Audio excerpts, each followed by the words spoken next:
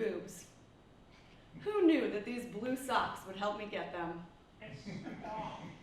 I grew up in the era of Marilyn Monroe, Sophia Loren, Brigitte Bardot. Dad was spellbound by their quivering, shivering, hourglass figures staring slack-jawed at the TV. Dad, Dad! Huh? What? Mom says dinner's ready. I'll be there in a minute. I would scrutinize my childish figure in the mirror, eagerly anticipating the arrival of boobs and the power that they held. 14, 15, 16, nothing. 17, pancakes. I started wearing all black, hoping no one would notice what I didn't have, but it was noticed. The kids at school called me a carpenter's dream, flat as a board. They told me to stick my tongue out so I'd look more like a zipper. I hoped when I turned 18 that boobs would just magically appear. Nope, still wearing a training bra. Training bra, training for what?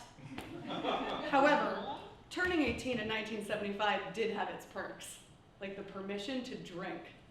I envisioned a whole new world of nightclubs, pounding dance music, and oceans of men landing on my shore. However, after many Saturdays of sitting alone, sipping Kahlua, and watching my curvaceous roommate Doreen being surrounded by oceans of men, I took action. I bought a D cup, a pink, thick padded D cup, tried it on. Nice. Then I pulled on a sweater and the cup sank like deflated popovers.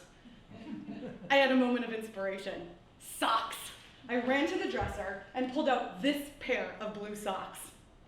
Perfect. Have I got a job for you? I wadded them up into balls and placed them inside the bra cups. Perfect. Ta-da! I was suddenly transformed from a carpenter's dream into a mountain climber's dream. Then, the test. I tried on a tight pink sweater. The peaks held up. I felt sexy, powerful, desirable, a love goddess. The tides changed. Lines of guys asked me to dance. One of them even asked me out, Roger. He was 25, had kind eyes, and a real engineering job. As I was getting ready for our first date, I suddenly realized, Roger knew me as a D cup. What do I do? Do I show up on the date as a zipper or love goddess? I decided to go as love goddess.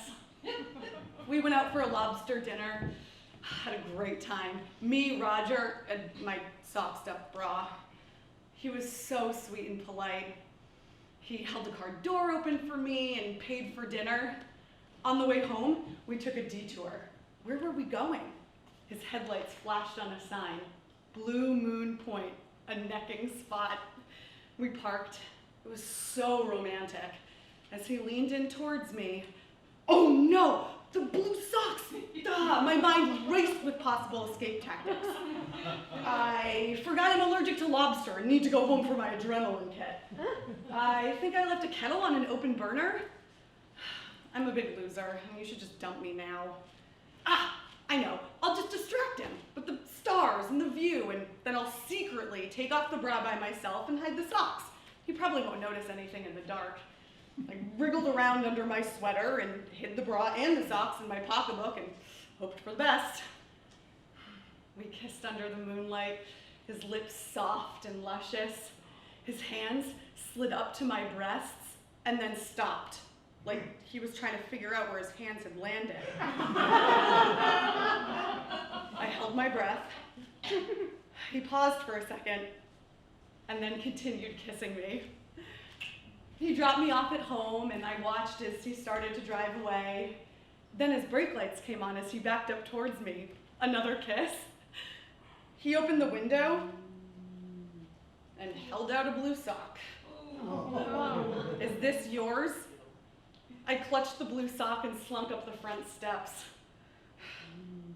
Roger did call again, but I told him I was too busy with my school workload. I just couldn't face him. I started going braless, enjoying the freedom, and just focused on finishing my degree. Finally, in my late 20s, my boobs did come in. A little, just enough. As my husband, Roger, says, more than a mouthful is a waste. Time for mountain pose.